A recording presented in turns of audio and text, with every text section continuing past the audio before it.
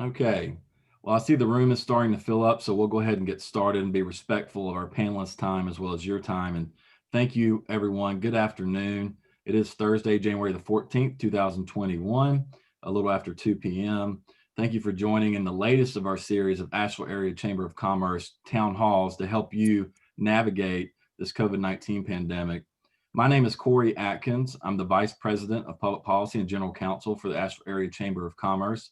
With us and gracious for their time as we are, joining us as panelists today, we have Sabrina Rockoff with McGuire Wood Bissette. She's an attorney here in Asheville.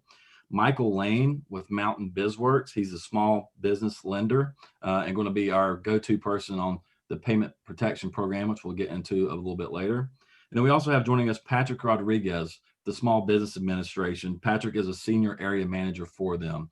So join me in thanking all of them for joining us here today. As we get started today, I want to direct everyone, you'll see our resource page available there on the screen. This town hall will be recorded, and you will have an opportunity to view the recording if you for some reason miss a part of it or want to go back to something, as well as your questions will be recorded and posted on our resource page there at ashevillechamber.org/coronavirus. If you have a question for one of our panelists as we go along here, I just ask that you please direct it to all panelists. We will be able to see those. I'll do my best to moderate those as we can in the chat feature. So you see chat there at the bottom of your screen. Feel free to plug one of those in, and we'll get to your question as quickly as we can. And if it's during the middle of someone's presentation, that's totally fine too, and I'll be sure to direct them as relevant as I can. We're going to start off here today with advice for employers from Sabrina Rockoff, who's an employment attorney here in town, talking about vaccination requirements for employees. What's new with the federal bill that passed right before New Year's this past year in regard to family medical leave and other issues. Then we'll move on to some of the crux of the relief that's available to you as a business owner here in a local small business in our area. First with the payment protection program, as I mentioned, the PPP program with Michael Lane at Mountain Bizworks. And then we'll move on to Patrick Rodriguez at SBA about other forms of relief that are available to you and other ways you can help keep your business afloat and feed your family and put food on the table. And so we don't want to see anyone go through this community and have to shut their doors because for some reason you didn't get access to the resource that you could have previously. And so this is purely an educational effort by us at the Asheville Chamber to make sure that if you are eligible for one of these things and you have the opportunity that you do take advantage of those. And with that, I'm going to move on and start off with our panelists. And again, hopefully we can get all this information into you in an hour's time. That's our goal. And we'll start off with Sabrina Rockoff of McGuire Wood Bissette. And Sabrina's going to talk to us a little bit about what's in this new bill from an employee and employer concern, as well as the big question we've been getting a lot about vaccinations in our community from our business owners. And so Sabrina, with that, I'll hand it over to you. Great, thank you. So I am going to talk to you guys first today very quickly about one change that happened in the legislation, the most recent legislation that Congress passed that is going to be the topic of a lot of the other presentations. As you all likely know, when the coronavirus relief first bill was passed back in March, there was a requirement that you provide emergency paid sick leave and expanded family medical leave in certain situations. And there was a requirement that that leave be provided. It was paid leave. The amount of the pay was dependent on the type of leave that was being offered. And there was a payroll tax credit if you ended up having to provide that leave.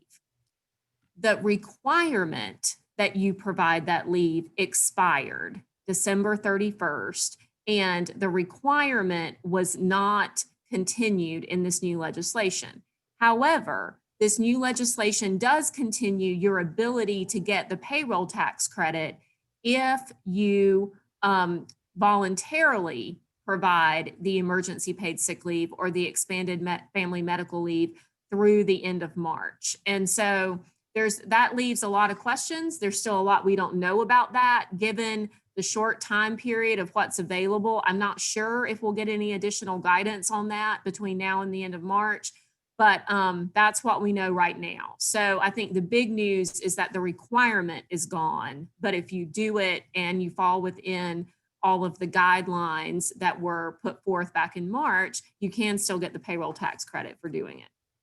So I'll now move on to sort of the meat of this, which is, can I require my employees to get the COVID-19 vaccination? And what we have on this is actually not from the new legislation, but the EEOC issued some guidance right at the end of December on this issue. And EEOC guidance is not law. It's what the Equal Employment Opportunity Commission thinks the law should be, but courts do give it deference, and it is most likely all we're going to have on this issue for some time. So at least while it's pertinent. So if you are following the EEOC guidance, I think that you are more likely than not going to be okay on this issue. So the EEOC has said that yes, you can require your employees to get the COVID vaccine, but that is subject to the ADA and Title VII requirements for accommodation. And so what does that mean?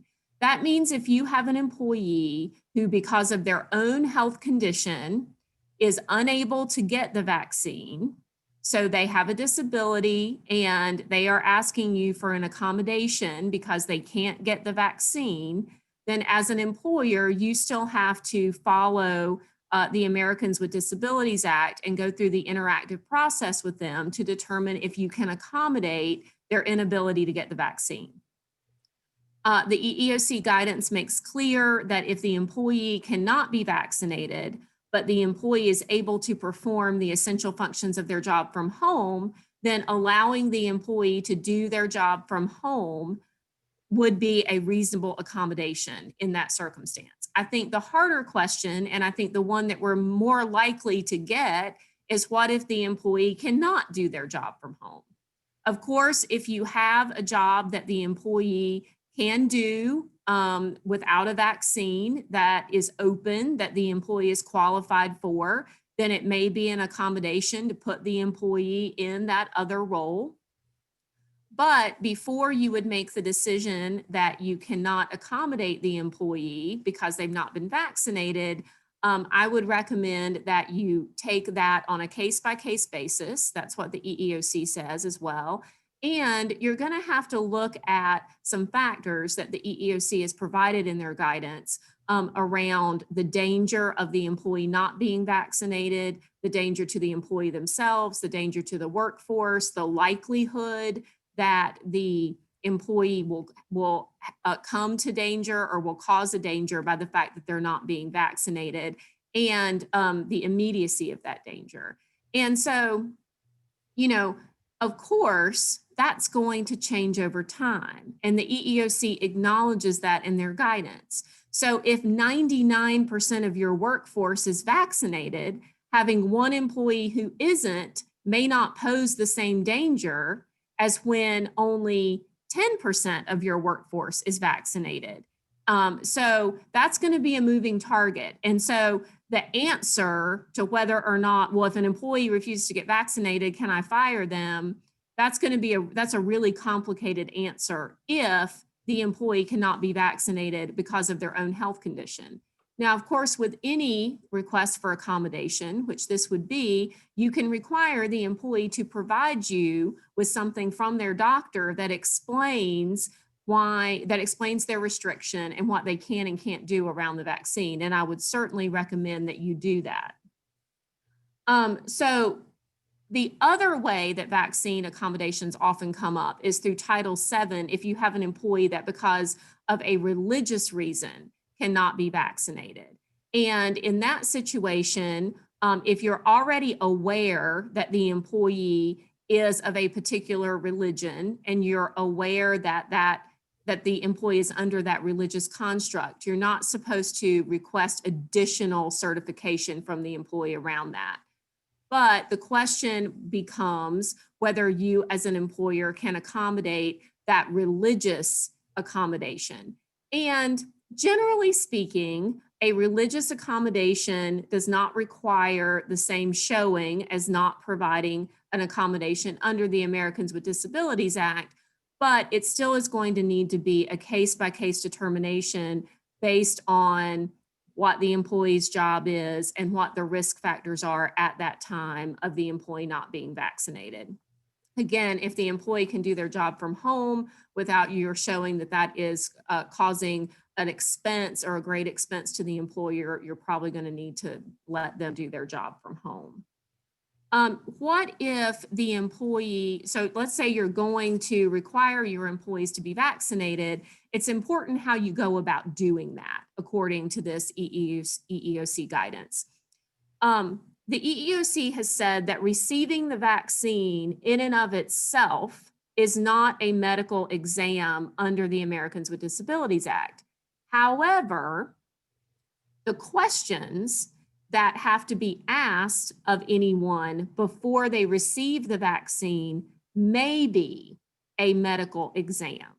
And so the EEOC is very clear that if you are offering a voluntary way for the employee to get the vaccine, so even if you're requiring it of all your employees, if you say, hey, we're going to have this clinic, and one day, hopefully that's something that can happen, just like a flu shot clinic, right? Hey, we're going to have this clinic and you're welcome to get the vaccine here, and it's voluntary whether or not the employee gets the vaccine from you. That's fine. You don't have to worry about asking the employees those questions. However, if you require the employee to get the vaccine from you or from a contractor that you bring in, as opposed to letting the employee just go get the vaccine from their healthcare provider, let's say, then you may be performing a medical exam of the employee, which just means you're going to have to jump through some more hoops in showing that that medical exam is consistent with a business necessity. And, I don't think those are going to be very difficult hoops for you to jump through, but I do think that most employees who are going to be willing to get the vaccine, at least at first, are going to welcome the opportunity if you're able to provide it. And so in that situation, I think having a voluntary means that you allow your employees to get it, but then allowing them also to get it from other ways is probably the best way to handle that situation. You certainly can require your employees to bring in proof that they've been vaccinated. The EEOC says that that proof alone may not be a medical record. That contradicts some other case law that's out there. So I think the best thing to do right now would be to treat it as if it's a medical record, put it in the employee's medical record file, and stay tuned. We may get more information on that, but I don't think it's going to hurt you to treat it that way for now. And that's probably the least risky thing to do based on that prior case law. It seems like we're getting a lot of questions here, Corey. Yeah, I was going to interject right there. That was a really Yeah. good rundown. Thank you, Sabrina. There's a lot of information in there. So can an employer require an employee to show documentation that they've been vaccinated? And are we talking about businesses of particular size, or is there any size restriction on the legal side of this that you're talking about? There's no size restriction on, well, let me back up. The EEOC's guidance that says employers can require the vaccine is not limited to size.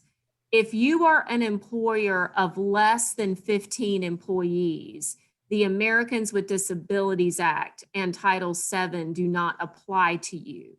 So the risk of requiring it would be even less for you than for employers who fall under those categories. But the EEOC guidance, I think, is fairly employer friendly on this point for all employers, regardless of size. Okay. And this may be an accounting question, but we do have a question with regard to if you have an employee out sick with COVID right now, so Q1 of 2021, can the employer get the tax credit for them if they voluntarily offer FFCRA leave? Is that an accounting question? Yes, provided that the employee would otherwise qualify. So one of the things that we think is clear, and I say that because, with this legislation, unfortunately, it doesn't all match up really nicely. So there are some gaps. But what appears to be the case, if you got the credit last year for the employee and the employee has already used up their 80 hours, I don't think you can get the credit again for the same employee. That Okay. payroll tax credit is employee specific. Okay. So if you've not already gotten it for the employee and you collect the information that you're supposed to collect in order to get the credit, which can be the employee's doctor, if they were told to quarantine, who told them to quarantine, if they're symptomatic, what their symptoms are. There's a list in that original guidance in order to get the payroll tax credit. You can get it if you voluntarily provide it in Q1 of this year. And here's another liability question. I do want to move on to our other two panelists, and we can always come back to everyone who's watching. If you still have questions about this particular subject, feel free to type them in. I just want to make sure we get all three of our presentations in. But Sabrina, as for liability, this may be a reach, but it says that vaccine manufacturers currently are not liable. So could employers be held responsible if injury or reaction occurs? And I'm assuming that means to the vaccine. So that's a really interesting question. And it's come up with the flu shot as well. And so there are cases where the flu shot is required, that it's actually been a workers' comp compensable injury if an employee has an allergic reaction. It's not clear exactly how the COVID vaccine would be handled. It also, I had to go back to guidance that OSHA put out about the smallpox vaccine, but right now it actually can also be a recordable incident if you require a vaccine and an employee has a reaction that otherwise would qualify as a recordable incident under OSHA. So I think we're going to get more OSHA guidance on that point, but I think if anything, it would be a workers' comp claim, at least based on how things have happened in the past. But there's a lot we don't know. Right. There's still a lot in the air. So I hope everyone takes note of that, please. That Sabrina is doing her best to concisely break down what is a very complicated bill. It was 5,500 pages long, and there's some new rule changes. We want to make sure that everyone stays up to date as much as possible. And again, we'll do our best to help with that. And there's been some questions in the Q&A as well as in our chat function about, vaccine rollout and the timeline involved. We're in phase 2, quote unquote, right now with folks 75 and older. I think the governor just opened that up to 65 and older, but we necessarily don't have enough vaccines right now for even those folks. So if you have a question about that, I would refer you to the county's website and our county officials who are watching right now. If you have some updates on those or a link to resources for folks that have questions about that, please select all panelists and attendees and put that in our chat feature so that we can share that. Again, this is being recorded, so we'll be able to put it out later as well. But I would ask that any of our county officials who have more information on that, please feel free to throw that in there for us. We'll move on for now. Sabrina, I think we have some more questions in your arena, but we'll try to get through some more. Maybe those questions will get answered as we go along. I want to introduce Michael Lane, who's a small business lender for Mountain Bizworks. Michael is sort of going to be our point person here in this community with regard to the Payment Protection Program, PPP. Many of you may have gotten that back in the summer or fall from the first round. There's sort of a revamped second round that's come with this latest bill, an inflection of more money, but also some new rules attached that you might want to be aware of. And Michael, thanks for joining us again here today. First, talk about who's eligible for this new PPP, what kind of resources did they put into this, and what do people need to do going forward to potentially apply? Sure thing. Yeah. Thanks for having me. I'm going to go ahead and share my screen. Actually, I put together a little presentation here regarding it. But just a quick recap. PPP program, really set up to maintain small business employment and supplements and limited rent and utility payments, forgivable loans so long as it's used in accordance to those thresholds that a lot of you I'm sure are familiar for if you've received this benefit. With this new enhancement, there's some additions here. We've got about $300 billion available to use for PPP underwriting. Second PPP loans are available now for existing recipients with at least a 25% revenue reduction in any 2020 quarter compared to 2019, or a full annualized comparison. Also open to first-time applicants again. 2.5 time multiplier for average monthly payroll. 3.5 now. This is a new addition here for anyone in the food and beverage industry. So if you filed your most recent tax return using NAICS code 72, et cetera, you would be eligible now to get a 3.5 time multiplier for your second PPP. Streamlined forgiveness is continued for loans less than 150,000 total. Repealed reduction of the idle advance. That was that grant that many of you, I'm sure, applied for and hopefully received from the PPP forgiveness amount. Previously, it was reduced from the total amount forgivable from your PPP loan. And specifically related to Mountain Bizworks here, small community lenders like CDFIs have a $15 billion set aside. So this is great to be able to mobilize funds to targeted segments, marginalized and underserved communities, and more mission fit lenders.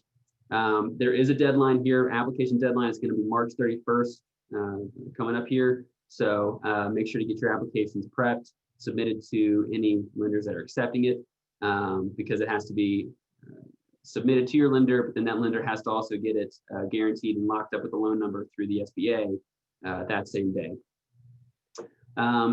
Terms are the same. We're looking at 5 years, 1%. There is a deferred period, and it's 100% guaranteed by the SBA. There's no personal guarantee behind it. Eligibility, any business or sole prop or independent contractor who currently has a first draw PPP loan, has used or will use the full amount of that first draw on or before the expected date on which the second draw PPP loan is going to be dispersed. So fully utilize your previous PPP loan. Borrower must have spent full amount of that first loan on eligible expenses under the PPP rules to be eligible for a second draw PPP loan. We're encouraging the folks that we've currently lent out the first round to go ahead and package up their forgiveness applications as well, just so kind of we can as the entity that holds the first one, have some kind of verification that they have spent the first one already to move on to the second one.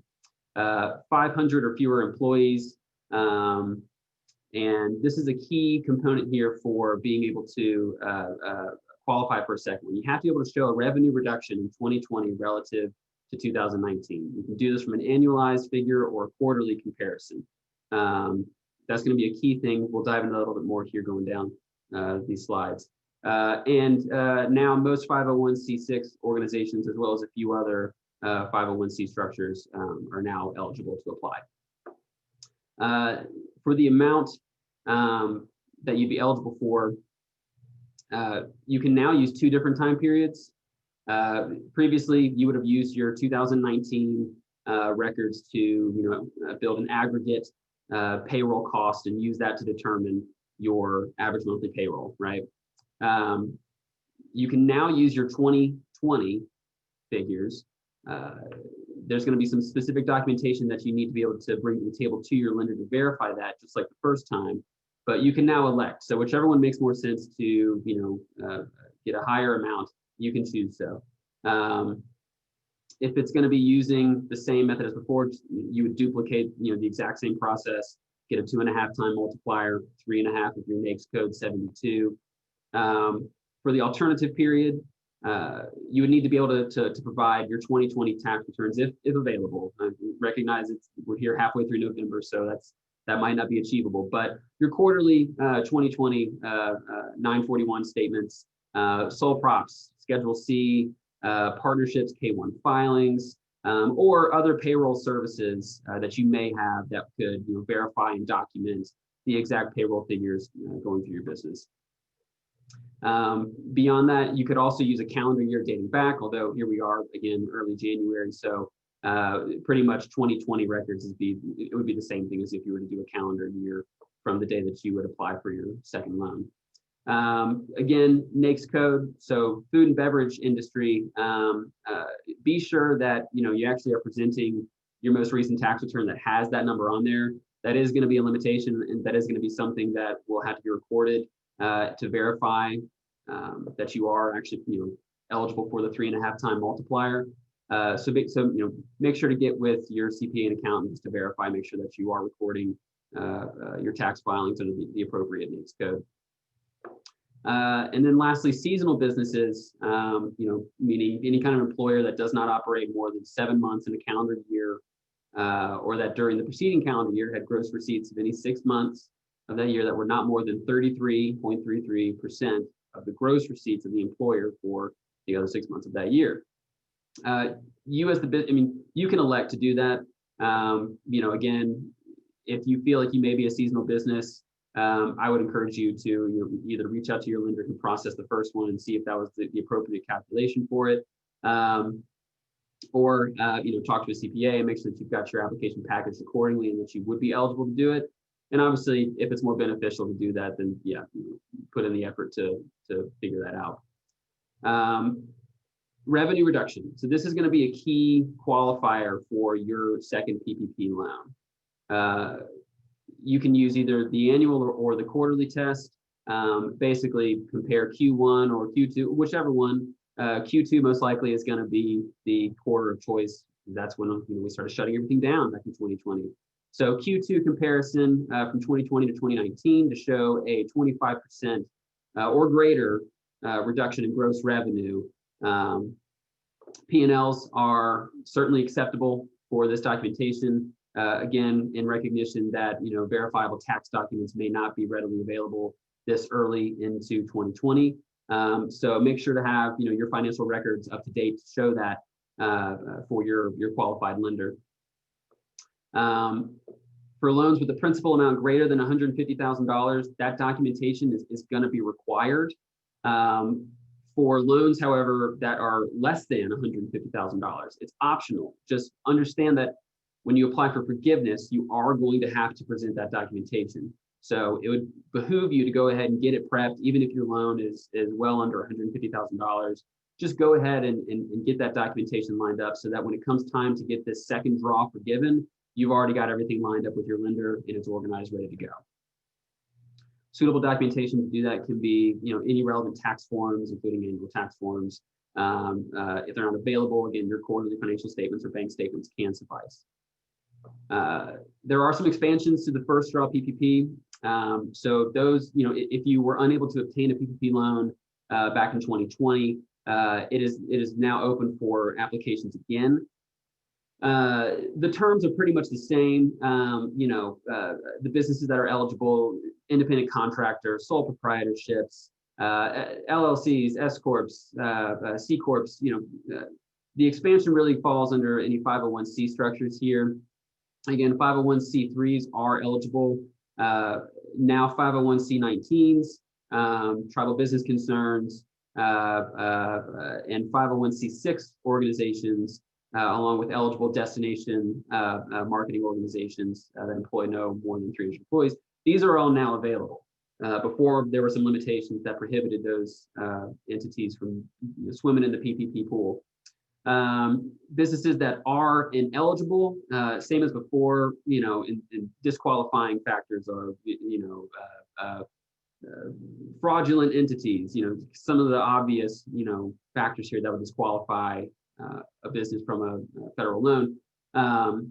But the key items here are again the same. Note that the business must be in operation on or before February 15th, 2020. PPP does kind of have its tentacles in other loan programs like the shuttered venue operator. So for those of you on the call today that are part of concert halls, museum, and any other type of event type venue that has audience,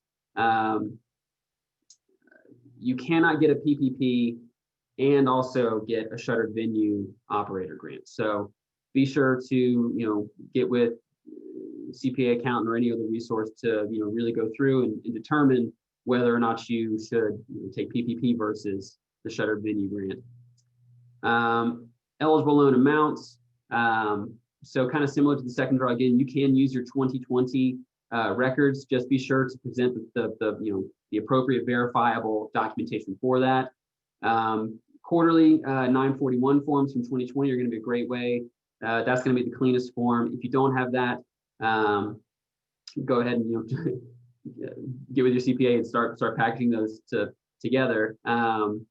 If you are a sole proprietor and use 1040 Schedule Cs, some of the guidance in that is still a little unclear. We're working on figuring out the best way forward for those looking to get a first time and use the 2020, because obviously they're limited to a annual tax file. So we'll be sure to provide any other updates as we get them to keep sole proprietorships and those who use 1040 Schedule Cs to report their financial records here. Calculations are the same. The 3.5 time multiplier was only available for the second draw PPP. So for first draw, it's still going to be that 2.5. It's again aggregate payroll cost. No employee in excess of $100,000. So there's a salary cap of $100,000 on the employees that you're going to include. You need to calculate the average monthly payroll cost, divide that by 12 to get the monthly, and then multiply that by 2.5. If you happen to have an idle loan made before January 31st, 2020, you can include that to refinance. But for those of you that did receive it, most likely, because of COVID-19, you most likely received that after April 3rd. So you would not need to refinance that. Loan terms, again, they're the same, 5 years, 1%. Really, the question that you'd probably be asking yourself is when do I owe my first payment? That's going to be when you submit to your lender loan forgiveness application within 10 months after the end of your loan forgiveness covered period, you will not have to make any payments of principal or interest on your loan before the date on which the SBA remits the loan forgiveness amount on your loan to your lender or notifies your lender that no loan forgiveness is allowed. So basically 10 months post-closing is when you would need to start prepping to make your first payment, but your covered period would fall well within that. So you should be able to apply for forgiveness well within that time frame. Use of proceeds has been expanded here, but the original one's payroll costs, costs related. Well, actually, this is a new one. Excuse me. Costs related to continuation of group healthcare, mortgage interest payments, rent payments, utility payments, interest payments on other debt obligations prior to February 15, 2020. Now we've got the ability to include covered operations expenditures, so payments for any business software or cloud computing services. You can also include covered property damage costs, so costs related to property damage, vandalism, or looting due to public disturbances that occurred during 2020 that were not covered by insurance or other compensation. Let's see. Use of proceeds continue, excuse me. Covered property damage costs, covered supplier costs. So expenditures made by borrowers for supplier goods, supply of goods, essential to operations, made pursuant to a contract order. Basically, well expanded variety of use of proceeds here. And then lastly, covered worker protection expenditures. So if you had to or need to procure PPE for your employees, excuse me, you can now include that as your use of proceeds for your PPP loan. Compiled a whole bunch of resources here for you. I'm sure we can send these out, but that's kind of the gist of it from a very top level view. Definitely recommend, if you have really more narrow questions, get with your professional service partners, lawyers, CPAs, accountants, or your lender that you currently have a PPP loan with. Yeah, Michael, that was really going to be my first jump off question. Thanks for all that information. But, where's the first place people should start? Should they come to you at Mountain Bizworks? I know you don't need any more work. Or should they go to their accountant? Should they go to their lender, whether it's a credit union or their bank that they use? Sure. Right now we're hearing, because, we're rolling this out live. We're getting these updates as they come straight from the SBA. We have set up a help center here to be able to field some questions, provide technical assistance. We're building out a schedule of webinars. The first one's this week, as well as have some one-on-one counseling to help package some of these applications. any more detailed questions, that kind of go beyond the surface level of the application, definitely take advantage of your CPA and accountant, or your attorney for sure. And that's great. And a lot of people have asked, you gave a lot of information in a short window, like I asked you to do. Sorry, y'all. But to folks who have asked in the chat, yes, we are recording this. We will share this out. So you'll have this available on our resource page, probably within a day or two of this. Michael, last question I'll ask for you before we move on. Patrick, when is this available? When do they open up applications? So second draw applications are currently available right now. They have opened up the window to community lenders. So Mountain Bizworks is currently accepting second draw applications right now from our existing client pool. We are opening up next Monday the availability for new first-time PPP applications, as well as second draw from outside our current portfolio. So if your bank currently is not accepting second draws, you're more than welcome to apply. We may have some follow-up questions just to get acquainted with your first PPP loan, but we will be opening that up next Monday. Great. And thank you for that, Michael. And you heard that next Monday, everyone. I actually do have one more quick question for you. Sure. What if someone doesn't want to use the traditional quarterly structure? So say, for instance, their May to July numbers just will turn out better and make them eligible. Can they do that? So they would still have to go Q1? They still will have to, yeah. So, there's the three structures: the full 2019 using, verifiable tax forms, full 2020 using verifiable tax forms, or, calendar year, dated back from the date of your application. Given that we're here in early, mid-January, pretty much the same as 2020 full annual figures. Okay. Thank you so much for that. And folks, please continue to type in the chat. I will update you that we've had a new panelist join us. Timothy Love, who works for the county, is going to give us a vaccine rollout update at the end of this town hall now. So surprise guest. We like to throw curveballs at you here at the chamber, and Timothy will be a great resource for us and has been, and we'll get a quick update at the end of this chat. But I do want to move on to Patrick. Patrick, you've been really helpful typing answers to a lot of people's questions in the chat, so I appreciate that. But this most recent bill did a lot of things besides PPP, and it changed some of the things that y'all are doing at SBA. So if you could give us an update on that and where we stand. Sure. Would you like me just to share a screen real quick on my PowerPoint, just so everybody can see the items I'm talking about? Absolutely. All right, let me share that real quick.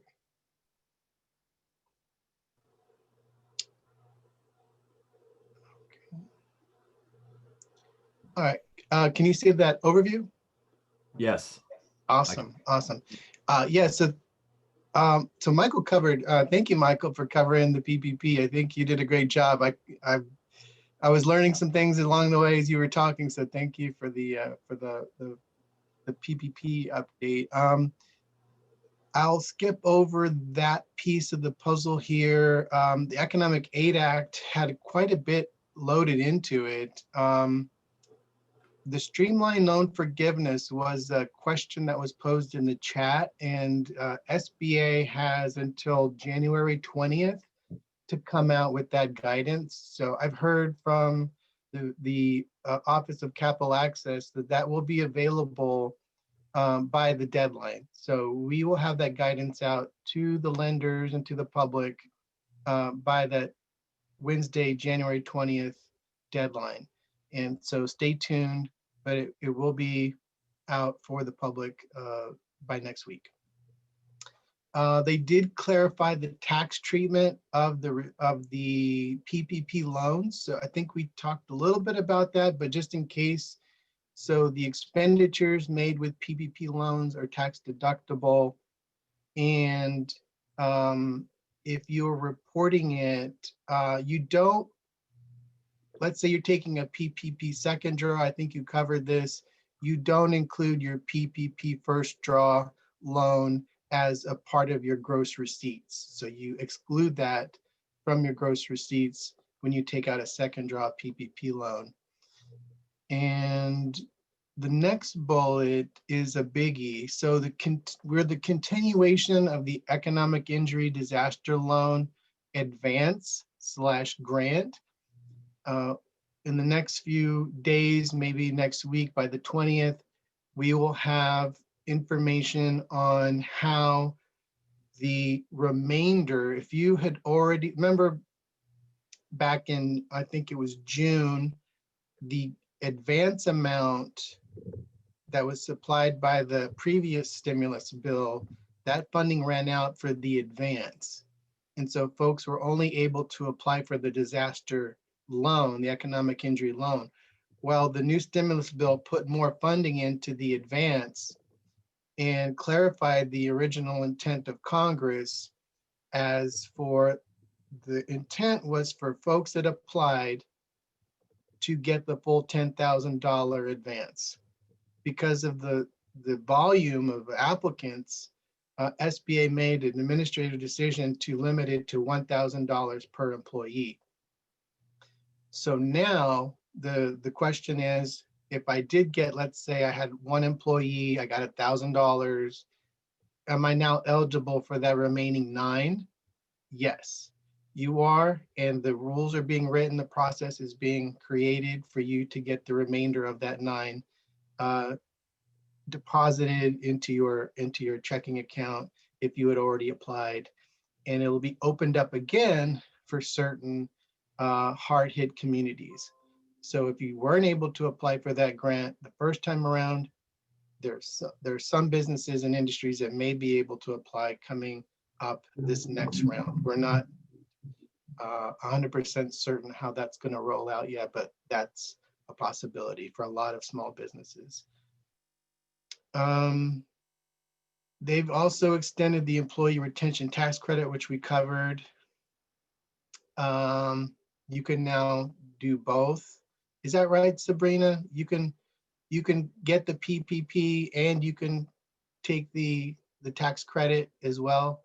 I remember at the very beginning there was an either or.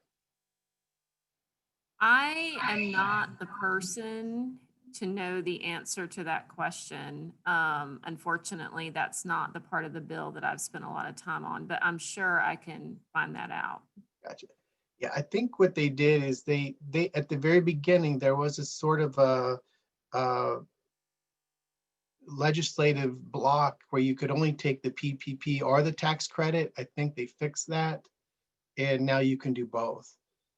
And later today at 3 o'clock, which is right around the corner, SBA is hosting a shuttered venue grants webinar. I know that's a big deal for Asheville. I just learned that it was sold out. I think there was like a $10,000 attendee limit on the Microsoft Teams Live.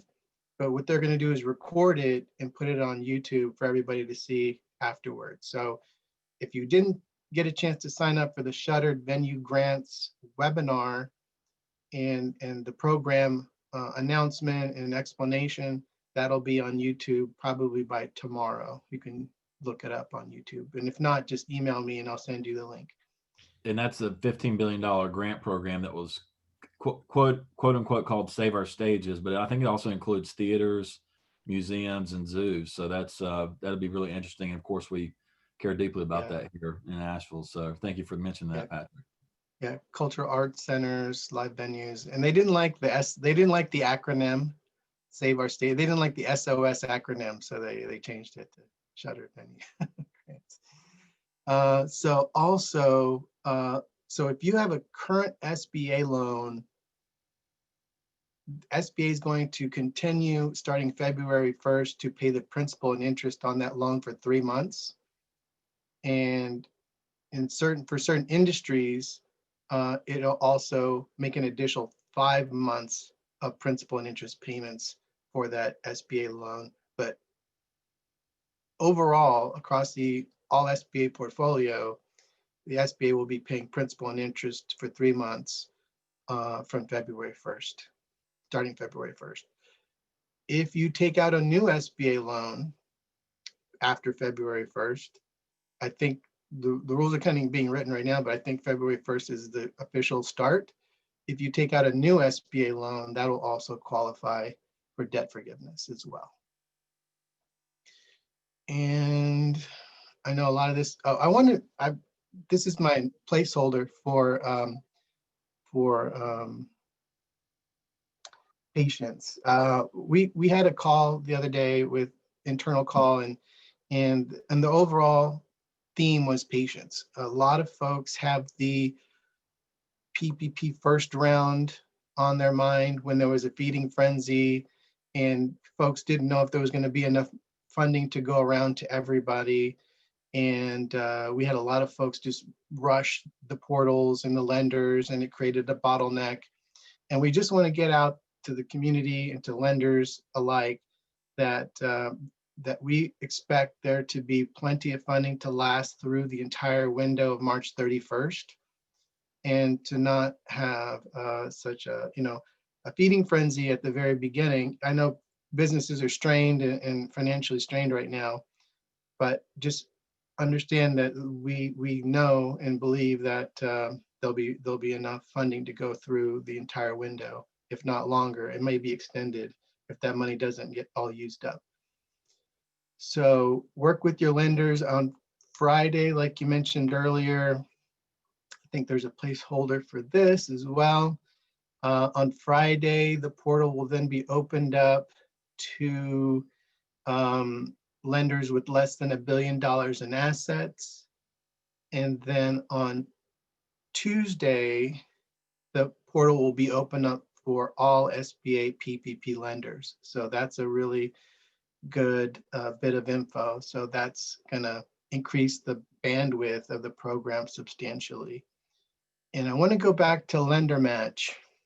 So for those of you who are not familiar with Lender Match, it's an SBA closed ecosystem of having potential borrowers inquire about loans through the SBA.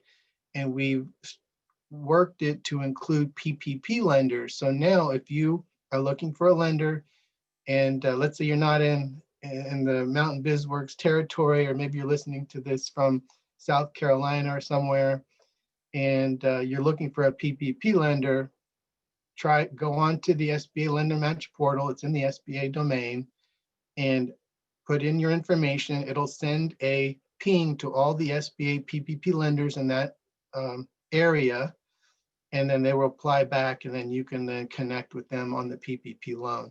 The good thing about it is a closed ecosystem, so you're not sending your information out to the universe, and you won't be getting 1,000 solicitations in your inbox for credit cards the next day. So it's a good, safe way to look for PPP lenders out there. I think you covered a lot of it already, Michael. I don't want to go over stuff that we talked about already.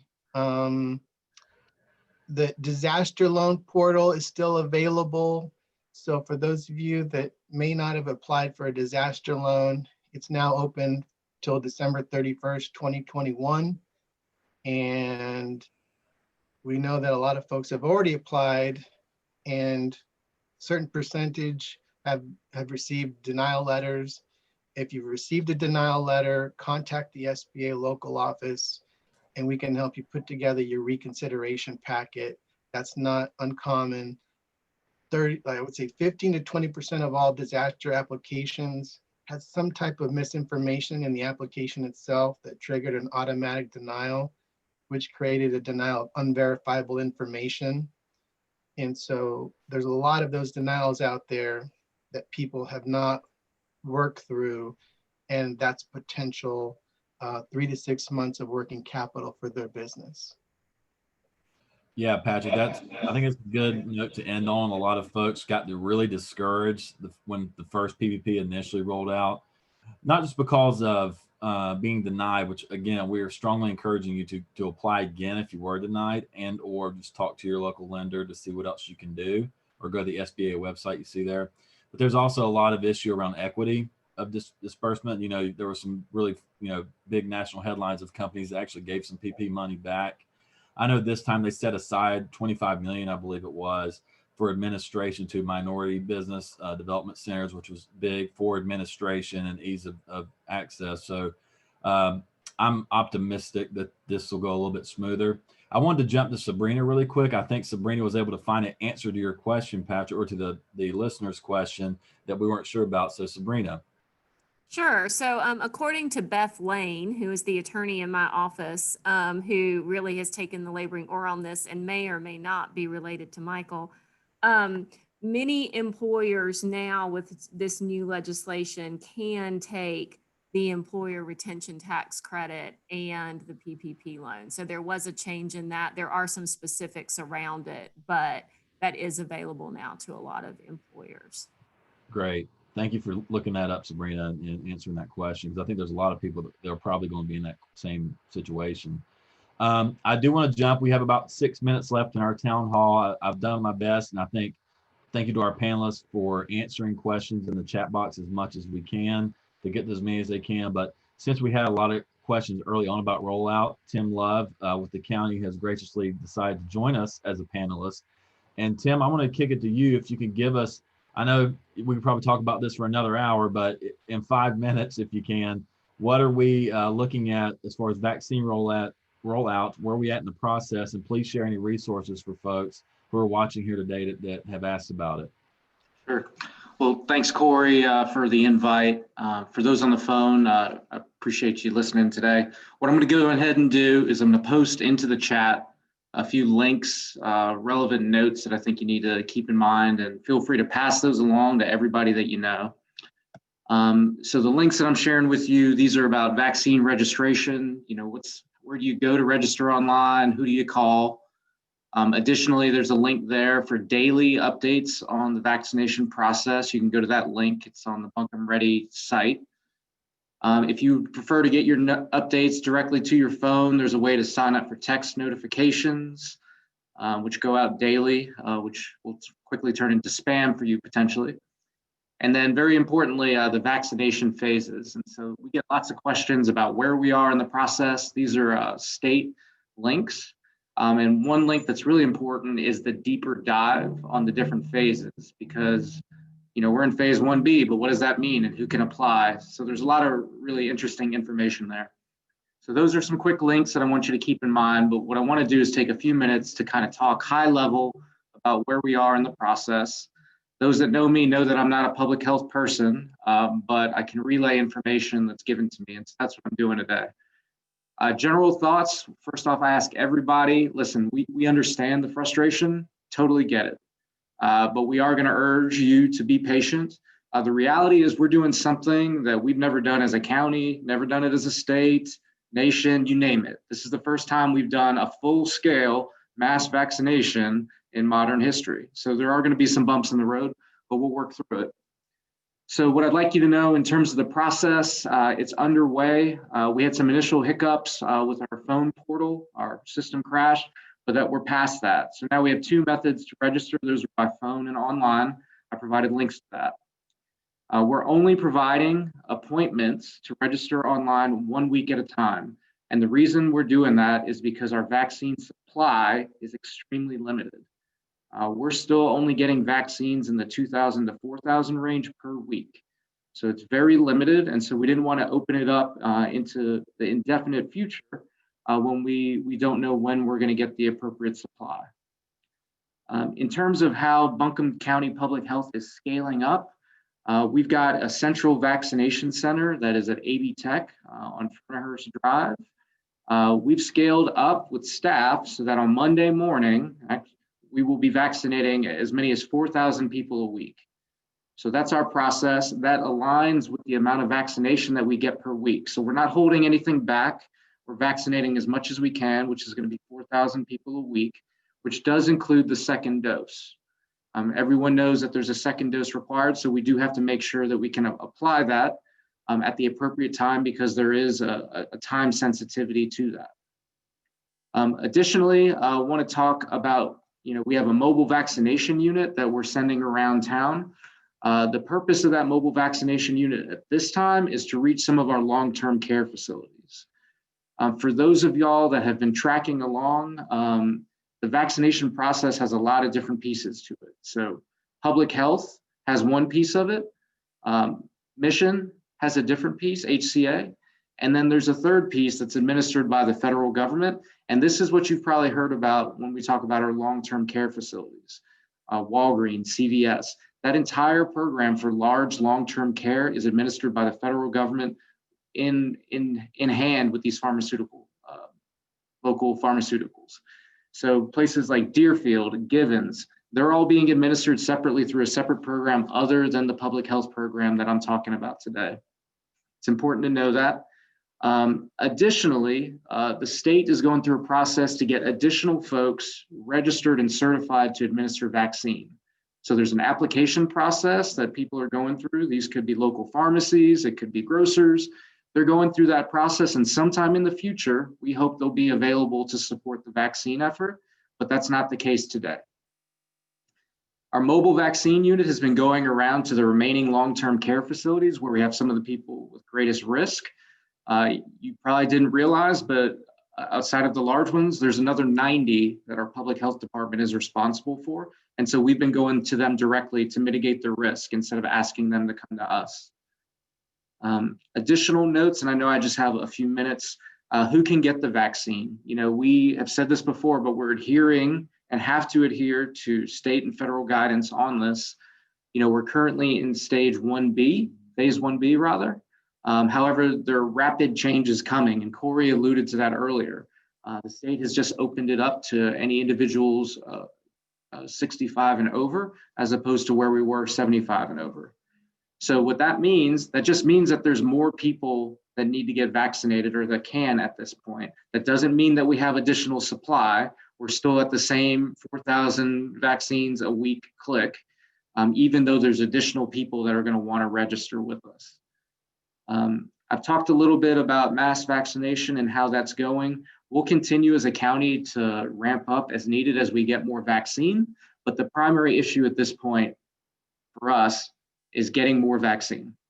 That said, every day we get new news. It's constantly evolving. As we get new vaccine, even if it's off schedule, we put out new appointments, and those appointments you'll be notified of either through our website or through BC Alerts.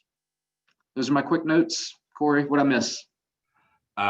Excellent, man. You did it in 5 minutes. I asked you to keep it quick. That was really informative. Thank you for that. Everyone, please take note of all those links that he posted, that Tim put in our chat, as well as signing up for the text alerts. I highly, highly, highly recommend you do that. Tim, I will ask you a brief question that we got before we go here. Does someone have to get vaccinated in the county in which they reside? In other words, is there a residency requirement, or if you live outside the county and you're just happen to be able to get to a spot sooner, can they do that as long as they're otherwise eligible? Sure. We haven't talked about this openly. What I will say is that allotments of vaccine are made on county basis. And so we do have a limited supply here in Bunker County. And that's the extent of my answer on that. Okay. Thank you.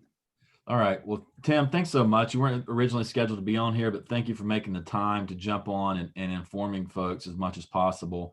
I want to please join me, everyone who's watching here today, all of our attendees, in thanking our panelists for being with us. Sabrina Rockoff of McGuire Wood Bissette, Michael Lane from Mountain Bizworks, and Patrick Rodriguez of the Small Business Administration, as well as Tim Love from Buncombe County. Thank you all so much for being here, for offering your expertise, for getting this information out. We're doing our best to be concise and timely for you and your business, again, so that you can make informed decisions about not just staying open, but getting access to resources that you need.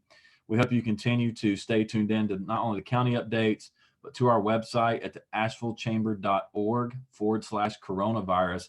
All of these resources, including previous town halls, information on the new bills as they come to light, will be on that website, including the recording of this one in case there's something on here that you wanted to see that you may have missed. So thank you again to all of our panelists. Thank you all for registering to be here. Stay safe out there and best of luck. Thank you.